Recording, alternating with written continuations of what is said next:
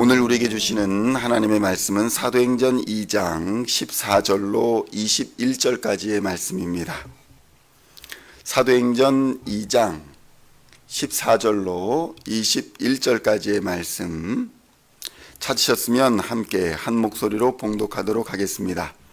베드로가 11 사도와 함께 서서 소리를 높여 이르되 유대인들과 예루살렘에 사는 모든 사람들아, 이 일을 너희로 알게 할 것이니 내 말에 귀를 기울이라. 때가 제3시니 너희 생각과 같이 이 사람들이 취한 것이 아니라 이는 곧 선지자 요엘을 통하여 말씀하신 것이니 일러스되 하나님이 말씀하시기를 말세에 내가 내 영을 모든 육체에 부어주리니 너희의 자녀들은 예언할 것이요 너희의 젊은이들은 환상을 보고 너희의 늙은이들은 꿈을 꾸리라. 그때에 내가 내 영을 내 남종과 여종들에게 부어주리니 그들이 예언할 것이요 또 내가 위로 하늘에서는 기사를 아래로 땅에서는 징조를 베풀리니 곧 피와 불과 연기로다. 주의 크고 영화로운 날이 이르기 전에 해가 변하여 어두워지고 달이 변하여 피가 되리라. 누구든지 주의 이름을 부르는 자는 구원을 받으리라 하였느니라. 아멘. 할렐루야. 오늘은 사도행전 2장 14절로 21절까지의 말씀을 본문으로 베드로의 설교라는 제목으로 은혜의 말씀을 함께 나누고자 합니다. 성도 여러분, 오순절 성령 강림 사건으로 인해서 제자들이 방언을 시작하자 세계 각처에서 모여든 많은 사람들이 크게 놀랐습니다. 어떤 사람들은 새술에 취하였다라고 말하며 그들을 조롱했습니다. 그런 조롱을 받을 때에 베드로가 일어나서 자신들에게 나타난 일이 무엇인가, 오순절의 성령 강림의 사건으로 어떤 일들이 벌어졌는가를 설명하고 있는 것, 그것이 바로 오늘 베드로의 설교입니다. 베드로의 설교의 특징은 크게 두 가지입니다. 첫째는 예수님이 부활하셨다라는 것을 증거하는 것이고, 둘째는 그 예수를 너희가 못 박아 죽였지만 하나님이 죽으신 그 예수를 주와 그리스도로 부활시키사 우리의 주로 삼으셨다라는 것입니다. 성도 여러분, 우리는 이 사건을 읽을 때에 우리 신앙의 근거가 무엇인지를 돌아보아야 합니다. 과연 우리가 무엇을 믿고 무엇을 진리로 따르고 있는가를 생각해 보아야 하는 것입니다. 교회에 나와서 무엇을 하여서 내가 어떤 사람이다라는 존재감을 느끼려 하기보다는 과연 내가 예수의 부활을 믿고 있는가? 과연 나는 예수를 못 박아 죽인 자로서 회개하고 십자가 앞에 엎드려서 예수를 나의 주 나의 하나님으로 고백하고 있는가를 돌아보아야 한다는 것입니다. 베드로는 이렇게 말합니다. 성령을 받은 자들이 모두가 예수 부활의 증인들이다, 이렇게 고백하는 것입니다. 그렇다면 성도 여러분, 예수님의 부활이 왜 이토록 기독교에서 강조되어야 하는 것일까요? 그것은 바로 부활이 우리의 인생에서 새로운 질서와 새로운 나라의 백성으로서의 시작을 알리는 사건이기 때문입니다. 예수의 죽으심으로 인해 우리의 죄악도 죽어버렸고, 예수님이 다시 사심으로 인해 우리도 다시 예수님과 더불어 산다는 것입니다. 그 약속의 증거로서 예수님이 실제로 죽음에서 부활하셨으므로 이제 우리도 죽음으로 모든 것이 끝나는 것이 아니라 새 하늘과 새 땅이 있다는 새로운 우주관과 인생관이 열려버리게 된 것입니다. 성도 여러분, 이전에 우리의 조상들은 어떤 삶을 살았습니까? 죽으면 그만이었습니다. 어떤 사람은 환생을 한다. 그러니까 지금 이 삶을 잘 살면 나중에 사람으로 태어나기도 하고 부귀와 권세와 재물을 누리는 그런 복된 인생을 살 것이니 오늘 여기서 업보를 쌓지 말고 착하게 잘 살아야 된다, 이렇게 생각했습니다. 또 때로는 존재가 그냥 다 사라져버리는 것이다, 이렇게 생각하기도 했습니다.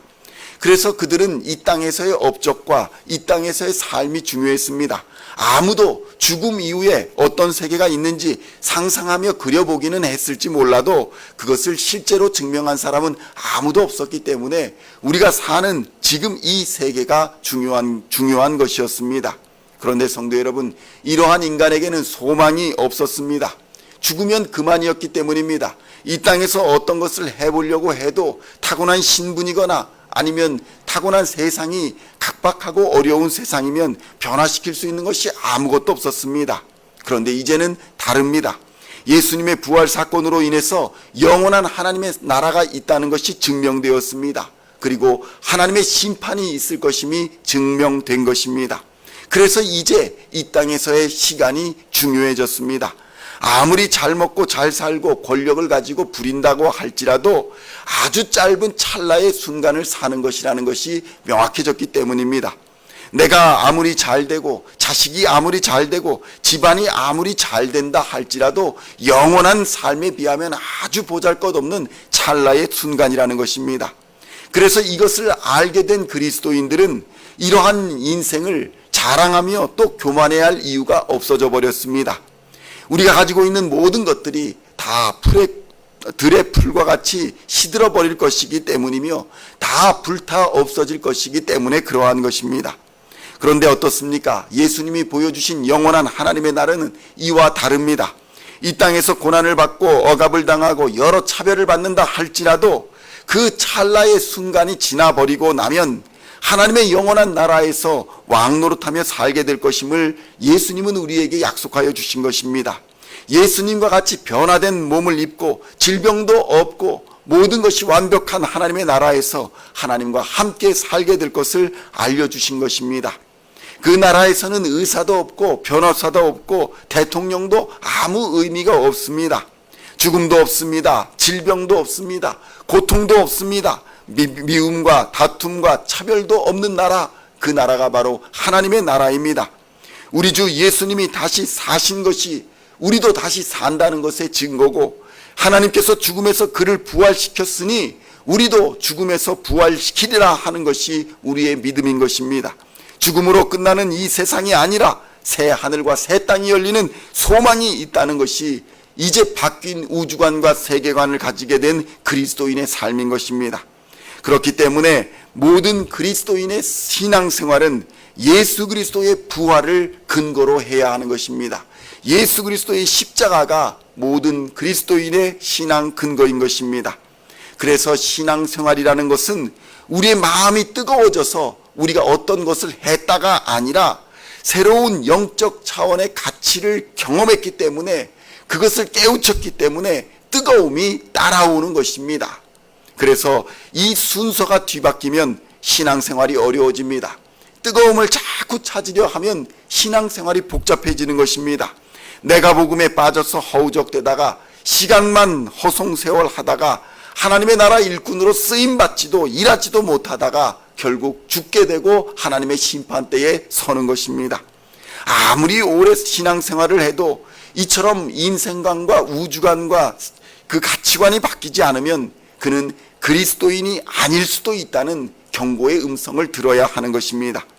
이것은 단순히 교회 활동에 참여를 한다 안 한다, 교회 활동에 봉사를 한다 안 한다의 문제가 아닙니다. 부활신앙의 뜨거움이 없어서 아무런 참여도 못하는 상태에 있는 것이 아닌지 그것을 돌아보아야 한다는 것입니다. 오늘 베드로의 설교는 그것을 보여주고자 하는 것입니다.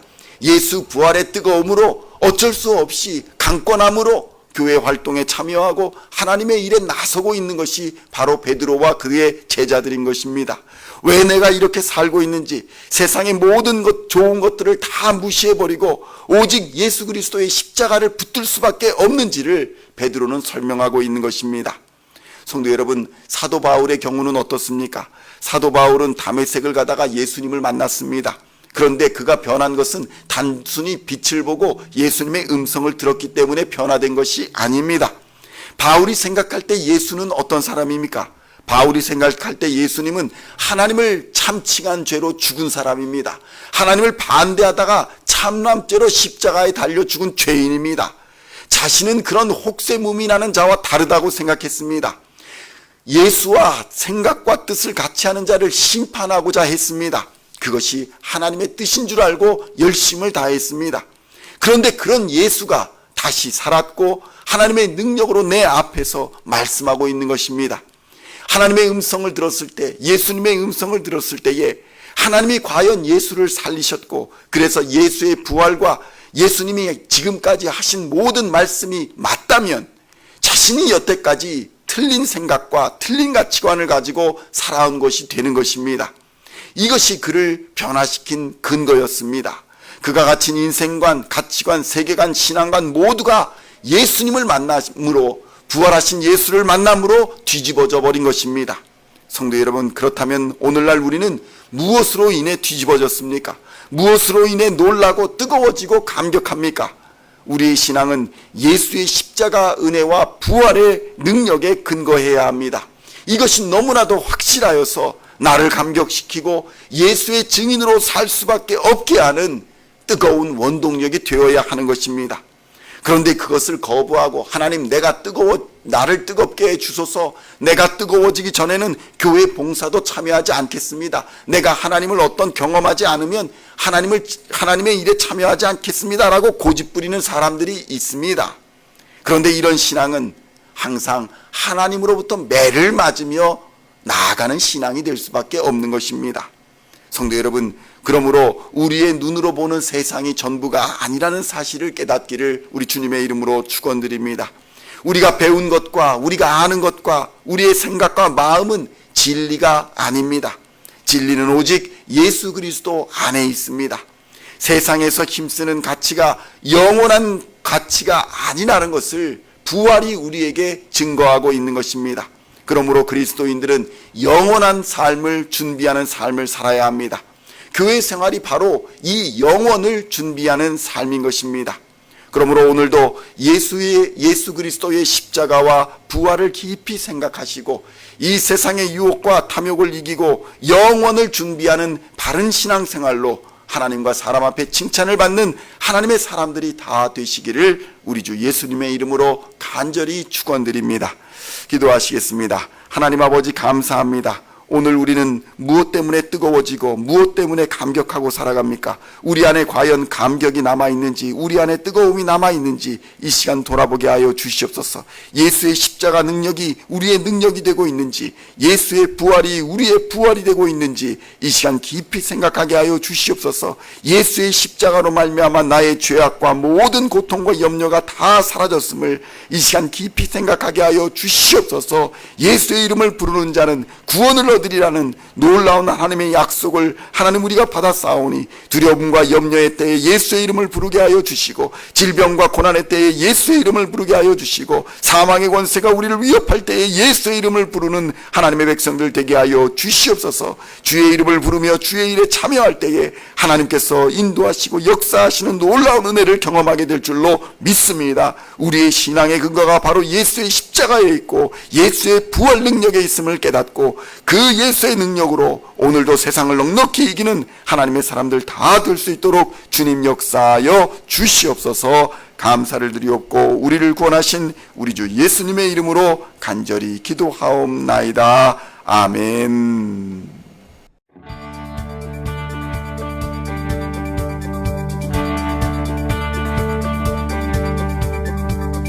Singing songs of thy praise, we are coming to you, dancing before your throne.